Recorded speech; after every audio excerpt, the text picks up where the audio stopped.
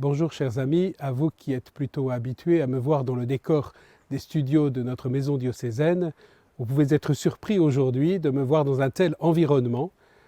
Je me trouve effectivement sur l'île Saint-Honorat de Lérins, où il y a quelques jours, nous avons vécu la retraite sacerdotale du diocèse de Monaco. Vous le savez sans doute, l'Église demande à chaque prêtre de vivre au moins une fois par an un temps de retraite spirituelle, un temps de mise à l'écart, de recueillement, de silence pour revenir à la source de son appel. C'est ce que nous avons vécu, accueillis par les moines cisterciens de cette belle abbaye de Lérins. Bien sûr, le cadre est magnifique, mais nous n'avons pas été en vacances. Nous étions enseignés chaque jour par un prédicateur, le père Patrick Bonafé, qui a permis à chacun des prêtres de revenir à l'origine de son appel, à la contemplation du Christ, pour vivre encore plus librement cet appel. Le thème était « C'est pour être vraiment libre que le Christ nous a libérés ». Alors c'est une grâce pour chacun des prêtres, c'est aussi une bénédiction pour un évêque de vivre ce temps spirituel avec ses prêtres.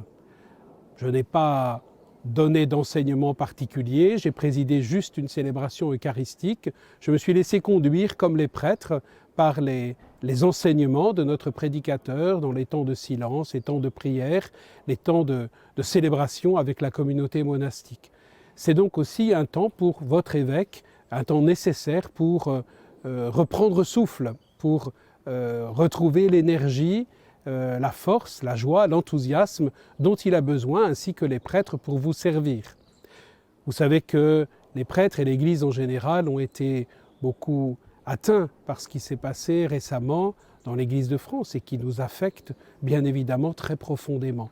Vous voyez donc à quel point nous avions besoin de retrouver une certaine sérénité à l'écoute de la parole de Dieu, apporter aussi dans notre prière, dans notre intercession, toutes ces souffrances, sans oublier les victimes que nous continuons de porter, que nous ne voulons pas laisser de côté dans notre prière. Et vous savez, chers amis, chers frères et sœurs, à quel point nous avons besoin de votre prière. Alors merci de tout cœur de continuer d'encourager les pasteurs qui vous sont donnés, de prier pour eux. Au début de ce mois de novembre, nous avons célébré la grande solennité de tous les saints.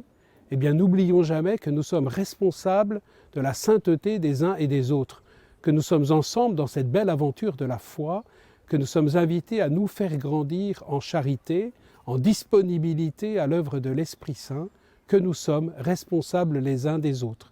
Puissions-nous reprendre tous ensemble ce chemin avec confiance et dans l'espérance. Dieu nous a mis ensemble pour que nous puissions l'accueillir et le laisser agir en nous et autour de nous. À bientôt.